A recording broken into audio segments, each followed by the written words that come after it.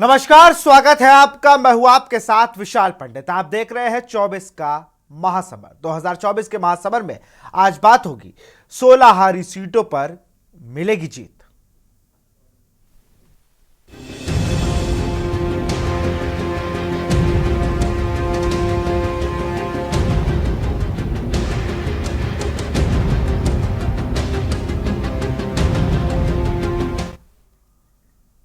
दो 2019 लोकसभा चुनाव में यूपी में भाजपा 16 सीटों पर चुनाव हार गई थी।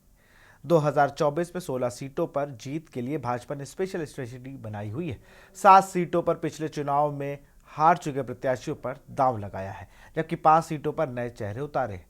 इनमें से 2 सीटों पर बसपा सांसद जीते थे, वह भी अब भाजपा ज्वाइन कर चुके हैं। यह 16 सीटें ओबीसी और दलित बाहुल हैं। इन पर प्रचार के लिए नरेंद्र मोदी, अमित शाह, योगी आदित्यनाथ, एसपी सिंह बघेल समेत 10 बड़े नेताओं को प्रचारक बनाया गया है। यही नहीं, यहां प्रत्याशियों के सिलेक्शन से लेकर प्रचार और ग्राउंड लेवल पर वर्किंग के लिए स्पेशल प्लान बनाया गया है। इस रिपोर्ट में देखिए।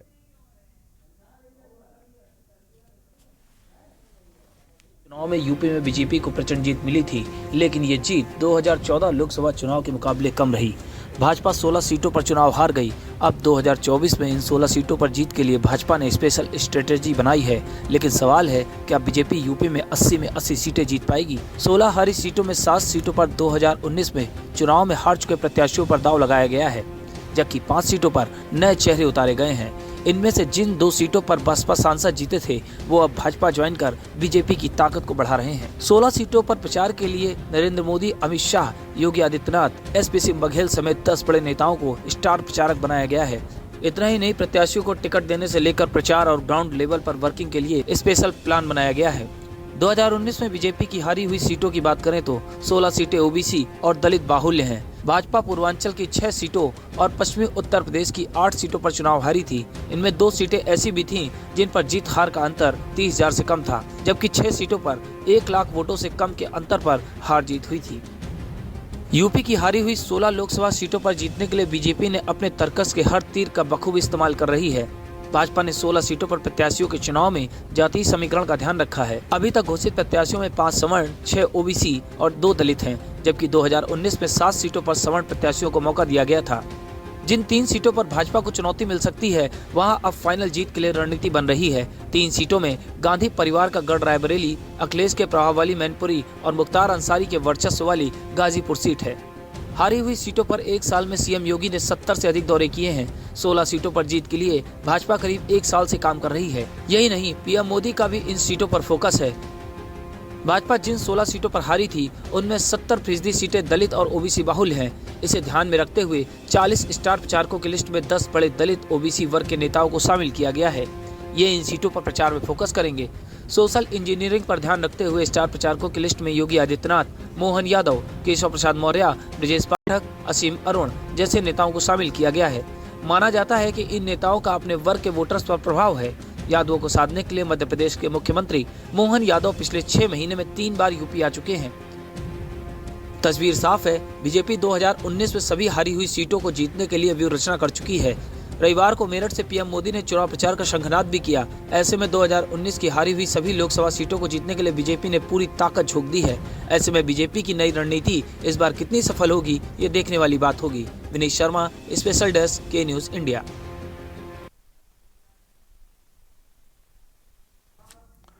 तो भाई 16 सीटों का जो मजबूत किला है विपक्ष का, उन्हें तोड़ने के लिए बड़ी रणनीति की गई है। आजमगढ़ से जो बसपा सांसद थी, वो बसपा की संस्थापक सदस्यों में थी, उनकी बेटी थी, वो भाजपा में आ चुकी है। श्रावस्ती से जो बसपा के सांसद थे, वो भी आ गए हैं। और ऐसी तमाम सीटें हैं जहां पर, जैसे अब और अन्य जिलों की बात करें हम, अगर मुरादाबाद के जो सांसद थे वो भी कांग्रेस में आ गए हैं। तो बसपा ही जीती थी वो 2 सीटें, और उन दोनों सीटों के जो करंट सांसद हैं वो दोनों भारतीय जनता पार्टी में आ गए।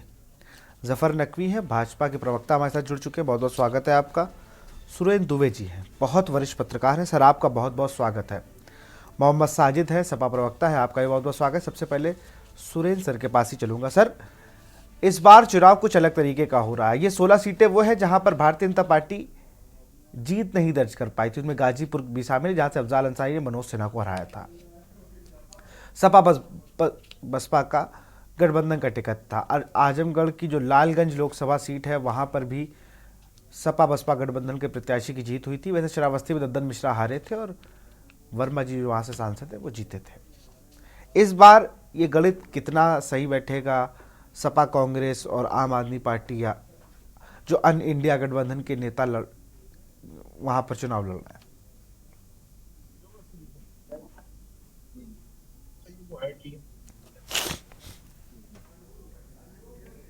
सर अपने आप को अनम्यूट कर लीजिए, आप म्यूट है, आपकी आवाज हम तक नहीं आ रही।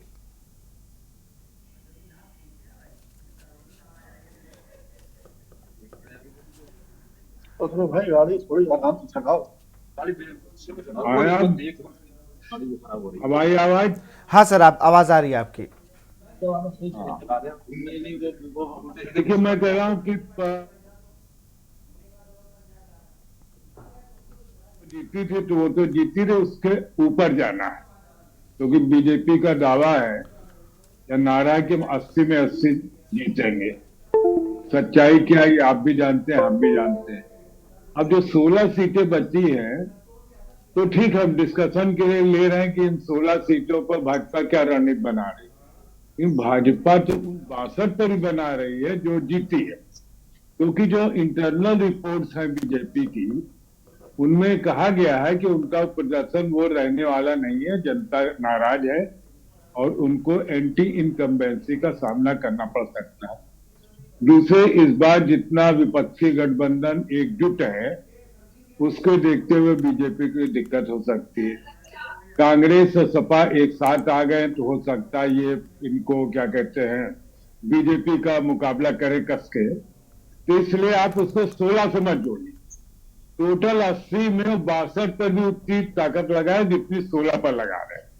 अब 16 फ्रेगमेंटेड उनकी अलग अलग सीटें हैं कि कैसे हम जीते इन सीटों पर, और भाजपा के पास एक अच्छी चुनावी मशीनरी है, एक बहुत बड़ा मैनेजमेंट ग्रुप है चुनाव का जो आज से पिछले साल भर से इसी काम में लगा हुआ, जिसमें आरएसएस के बहुत बहुत धुरंधर लगे हुए, पार्टी के धुरंधर लगे हुए, या ऐसे फुल टाइमर लगे हुए जो दिन भर ये सोचते रहते हैं ये हमको 16 सीटें कैसे जीतनी है जो हम हार गए थे।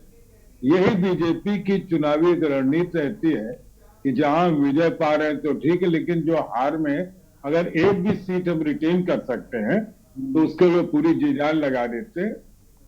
रही गठबंधन की बात, तो उनके लिए देखिए बहुत अच्छे लक्षण तो नहीं है।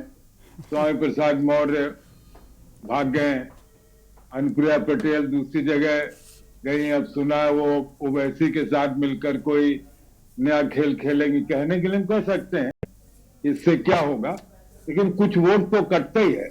तो जो मार्जिनल लेवल पर विक्ट्री होने वाली है या हार होने वाली है वहां तो असर पड़ता है।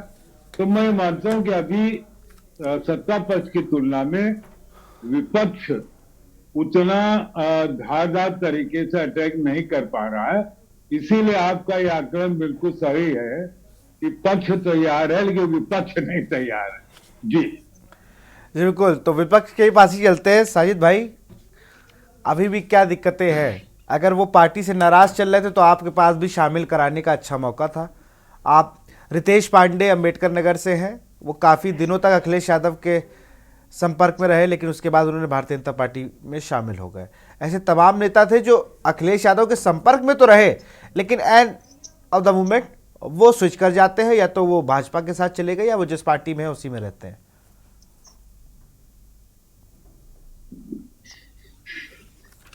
साजिद जी,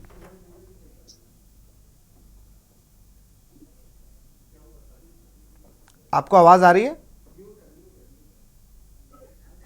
अनम्यूट कर लीजिए अपने आप को।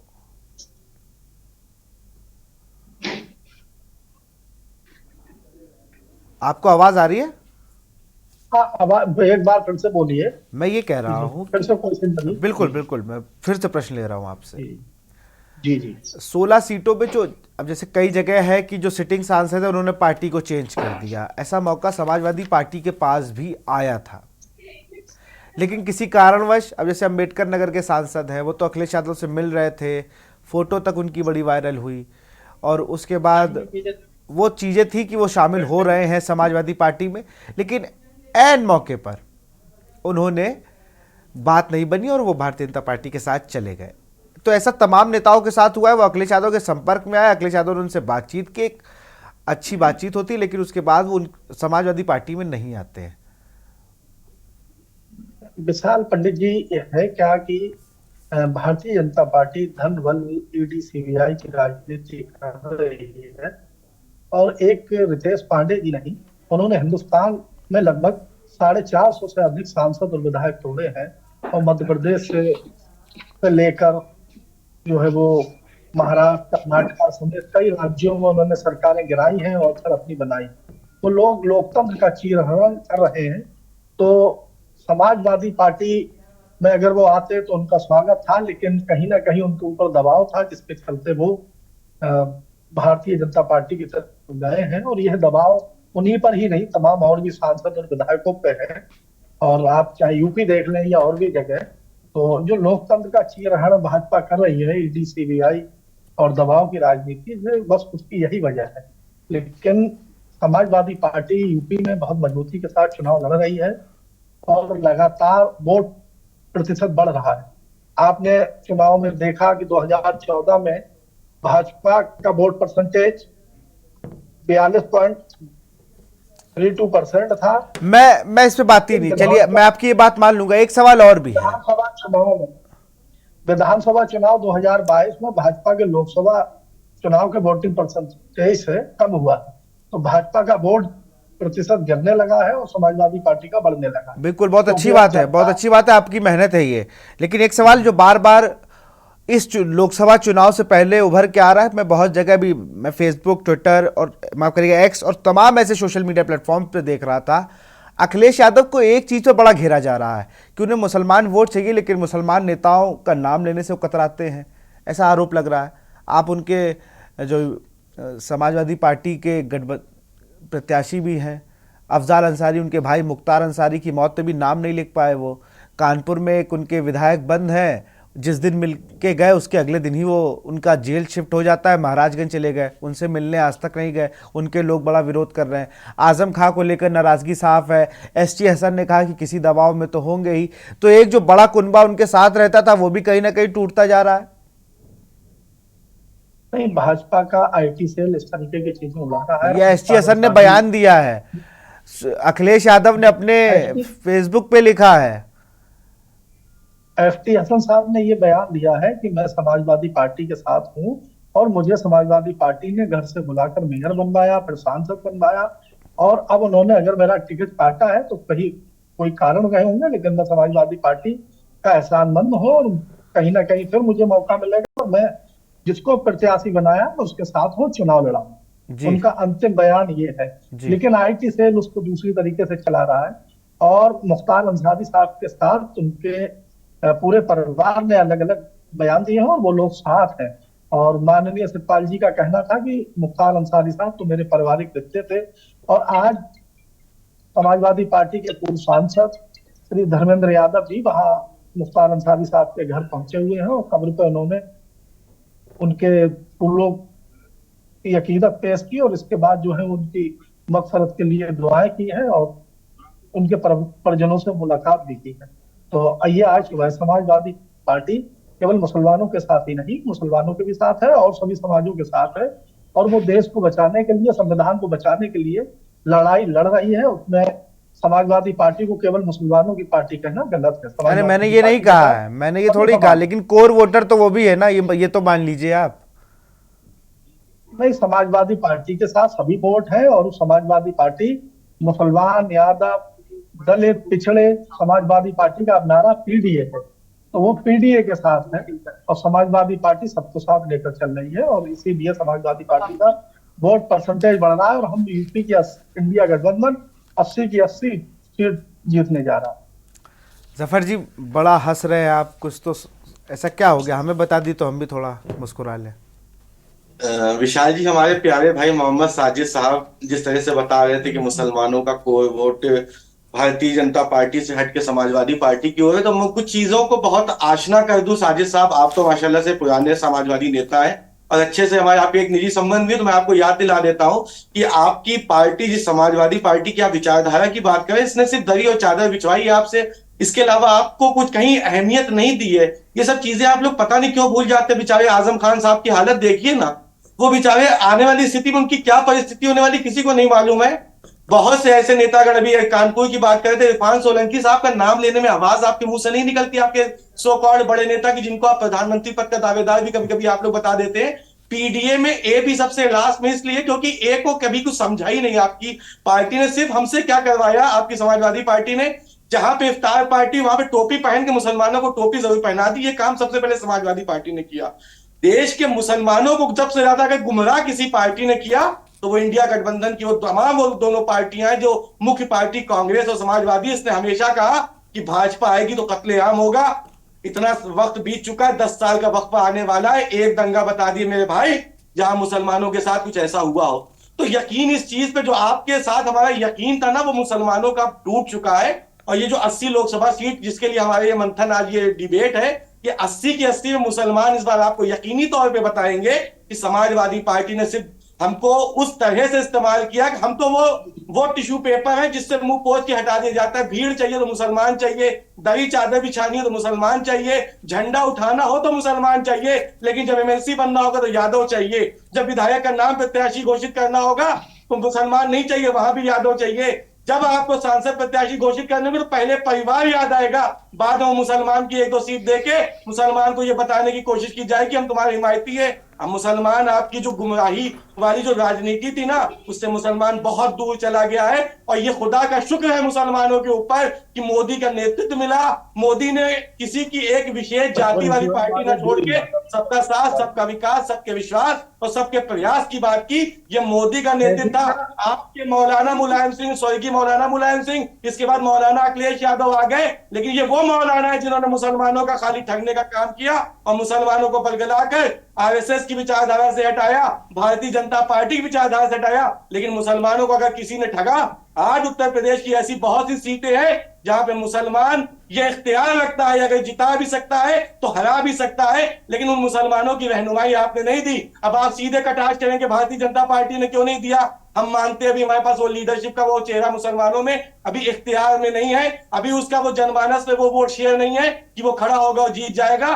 तो समाजवादी पार्टी जो मुसलमानों की हिमायती पार्टी थी, उसने सिर्फ मुसलमानों को वहां इस्तेमाल किया जहां भीड़ चाहिए, जहां जनता चाहिए, जहां लाठी कहानी मुसलमान आगे कर दिए जाते हैं। क्या आपके पास ऐसा दायित्व आपने मुसलमानों को, जहां पे मुसलमानों को कोई रहनुमाई दी हो, चलिए, मुसलमानों का नाम लेने में, आवाज निकालने आऊंगा में, जफर भाई, आऊंगा। आवाज का संतोष यादव जी है, मीन वरिष्ठ पत्रकार है, इनके पास चलूंगा, आप दोनों को रोकूंगा। संतोष जी, बात कर रहे हैं, प्रधानमंत्री जी तो टोपियों से पहचान रहे हैं, कपड़ों से पहचान रहे हैं।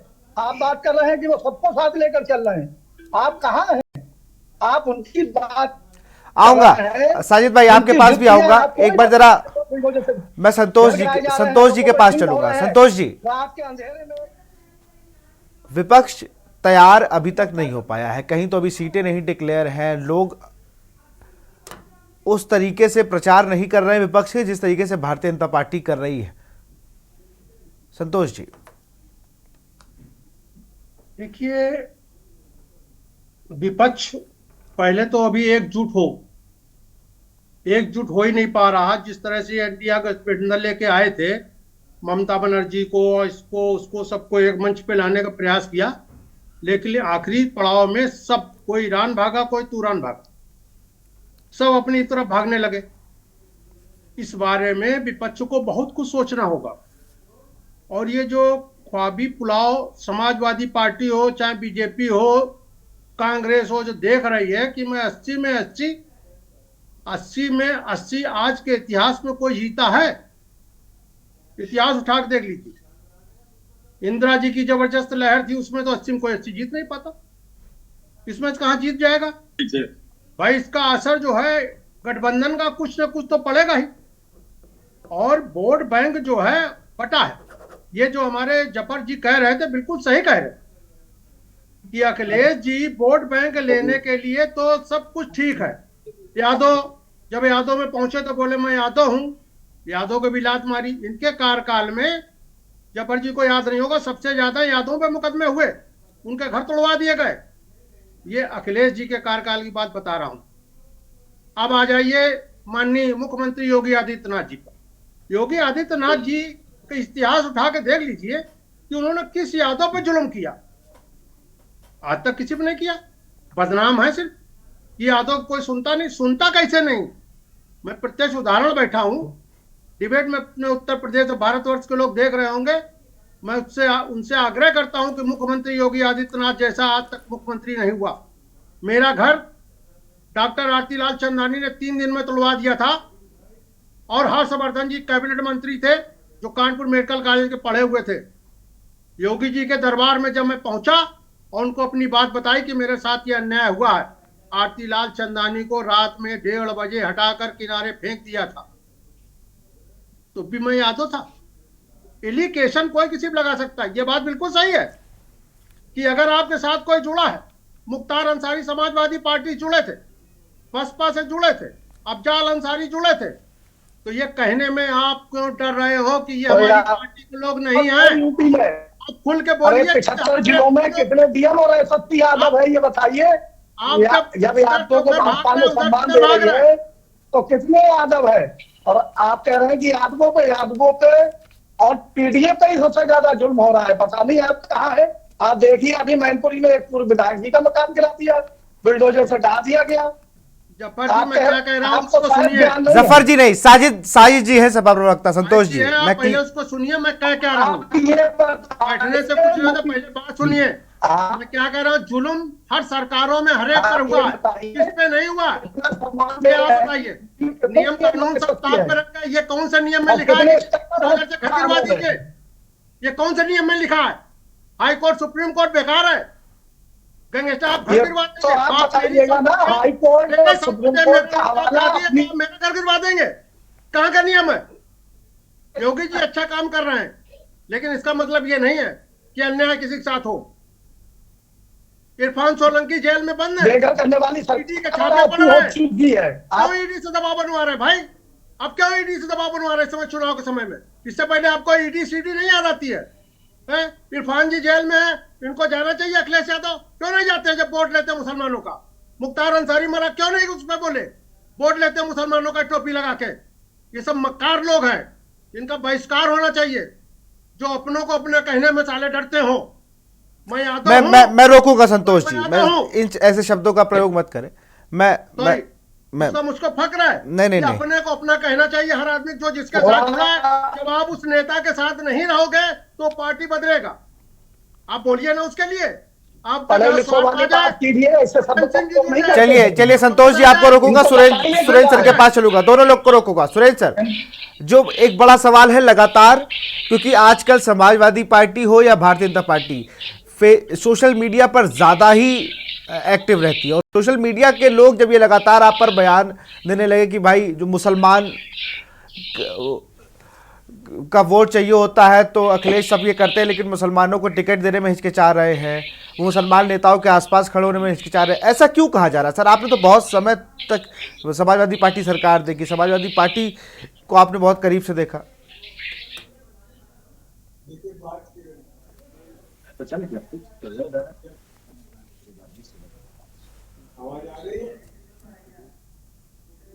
हाँ, सुरेंद्र जी को आवाज आ रही है? हाँ, आपकी आवाज आ रही है, आपकी आवाज आ रही है।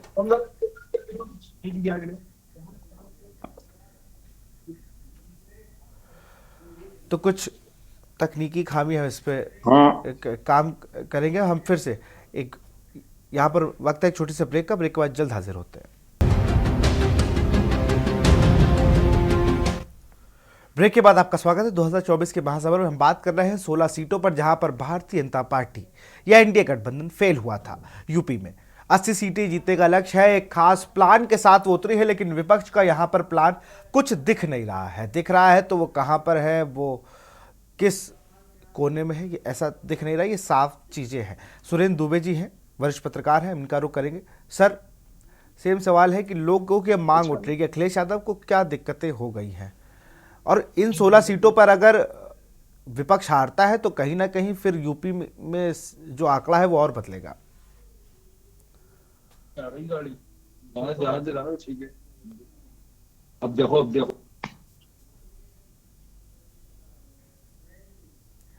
हाँ सुरेंद्र सर, आपको आवाज आ रही है? सुरेंद्र सर, आपको आवाज आ रही है?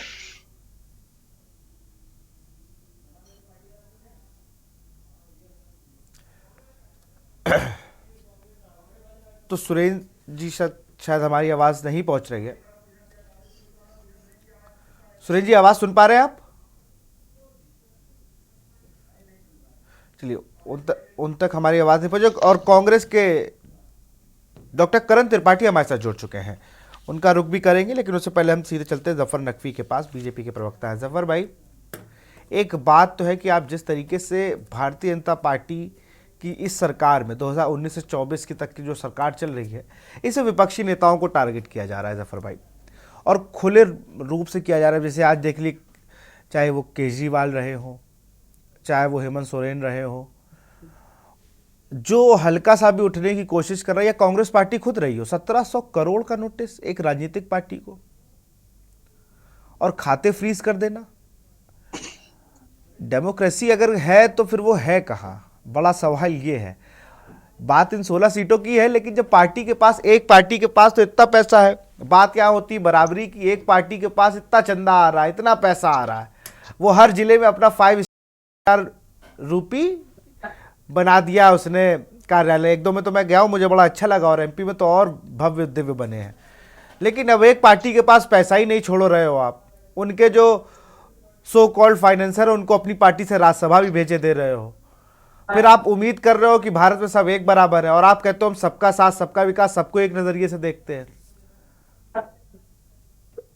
विशाल जी, आम आदमी पार्टी के केजरीवाल जी की जो आप बात कर रहे हैं, तो केजरीवाल जी को असल में एक गलत फहमी हो गई थी वो सीएम है तो ईडी उनको नोटिस देगा तो वो जवाब नहीं देंगे, क्योंकि वो अपनी दिखा देंगे कि हम कहीं और मसरूफ हैं और हमारे अभी ये बिजी शेड्यूल से हम चुनाव में यहाँ पे, तो उनको ईडी मजाक लग रहा था। तो औपचारिकताएं जब न्यायपालिका की ओर अग्रसित हुई तो जाहिर सी बात है जो न्यायपालिका के अधीन जो फैसले आए उसके अधीन सारी चीजें हुई हैं। इसमें मोदी, योगी या फिर किसी राजनेता को शामिल करना हमारे हिसाब से न्यायोचित नहीं होगा, क्योंकि जहां पर ईडी को उन्होंने एकदम मजाक समझ रखा था, एजेंसी जांच करके कुछ तथ्य सामने ला रही थी, उन तथ्यों पे वो विवेचना मांगती थी, लेकिन भाई साहब के पास समय नहीं था, तो उनकी हट धर्मिता उनके लिए काल बन गई आने वाले समय में, चुनाव के समय में। इसके बाद सोरेन साहब की बात कर लेते तो बहुत से ऐसे मामला थे जिनमें लगातार कोशिशें की जा रही थी, लेकिन न्याय प्रक्रिया के अंदर वो भी आए। और देखिए, कुछ चीजें जो न्याय प्रक्रिया के अंदर उसमें भाजपा, कांग्रेस या सपा को सम्मिलित करने की आवश्यकता नहीं होती है। जो न्याय प्रक्रिया है उसमें जो उसके प्रावधान है वो उसके अधीन ही चलना है, और कोई भी व्यक्ति के पास ऐसा तो नहीं हमने उसके अधिकार छीन लिए है, वो अगली अदालतों में जाकर अपनी याचिका दाखिल करे और जो भी न्यायोचित उसके लिए हो सकती कार्रवाई वो की जाएगी। लेकिन अगर उसके लिए ये दोषी बना लेना, और ये आपने जो बताया कि इंडिया गठबंधन के जो कांग्रेस है उसके अकाउंट सीज हो गए, तो उसके अकाउंट के एक लिमिटेशन के वो अकाउंट सीज हुए जिसकी उसने विवेचना मांगी गई थी, जिसके आधार पे अभी तक उसकी उन्होंने कोई ऐसी विवरण नहीं दिया है, केवल उतना ही अमाउंट सीज किया गया है, खाते नहीं सीज किए गए। एक फिक्स अमाउंट जो अमाउंट पे सवाल किया गया था उसका जवाब न मिल पाने की वजह से सिर्फ उतना अमाउंट वो जो है सीज किया गया है, उसके अलावा सील नहीं किया गया है।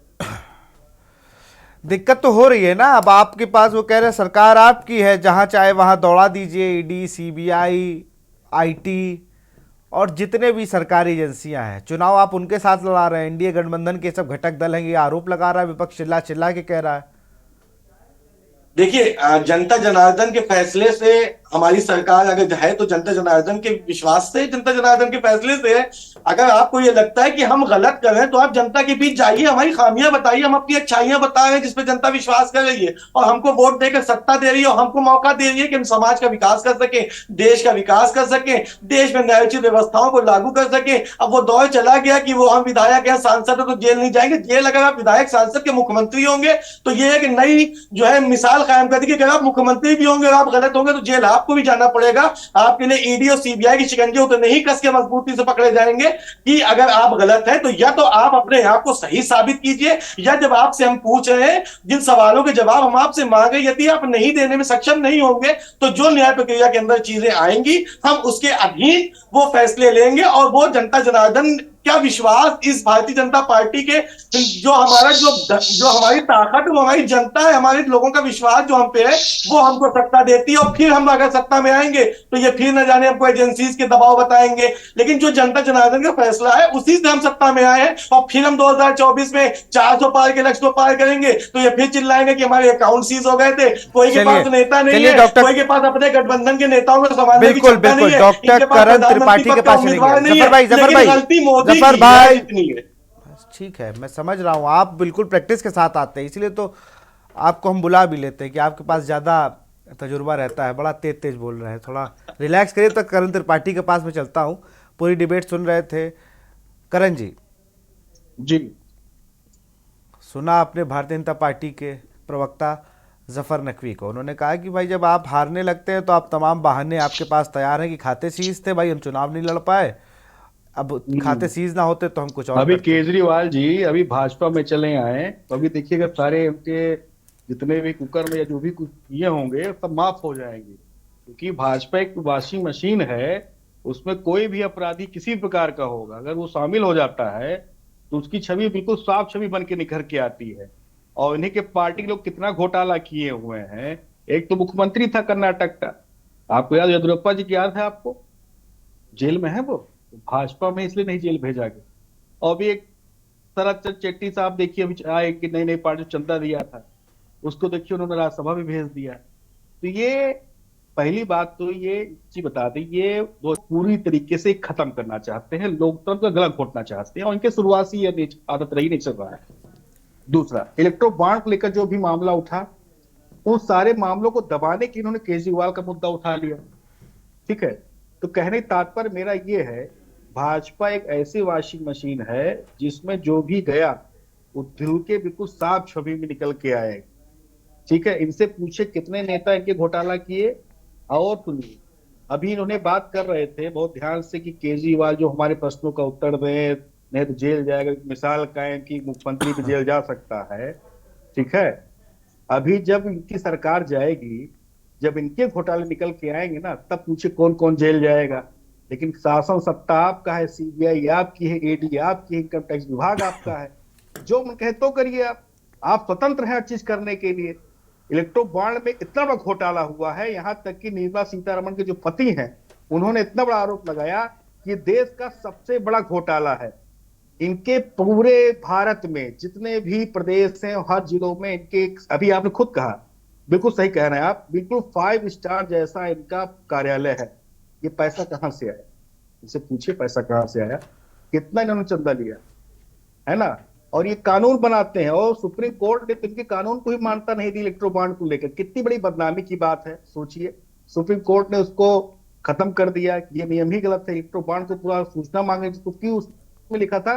अभी देखिएगा जो इलेक्ट्रो बॉन्ड चंदा जो लोग दिए हैं, अभी वो भी निर्धार कर देंगे कि आपने हमसे कहा था कि जो भी इलेक्ट्रो बॉन्ड चंदा देगा उसका नाम गोपनीय रखा जाएगा। बिल्कुल, इस पे भी किसी दिन चर्चा कर लेंगे विस्तार से। फिलहाल आप सबका बहुत बहुत शुक्रिया हमसे जुड़ने के लिए। 2019 की जिन 16 सीटों पर महासंग्राम होना है, इन यूपी के सीटों को मिला के, अब ये देखना होगा कि उन 16 सीटों को लेकर विपक्ष क्या प्लान बनाता है, क्या वो अपनी उन जीती हुई सीटों को फिर से हासिल कर पाएगा। फिलहाल 2024 के महासमर में इतना ही। देखते रहिए के न्यूज़ इंडिया। नमस्कार।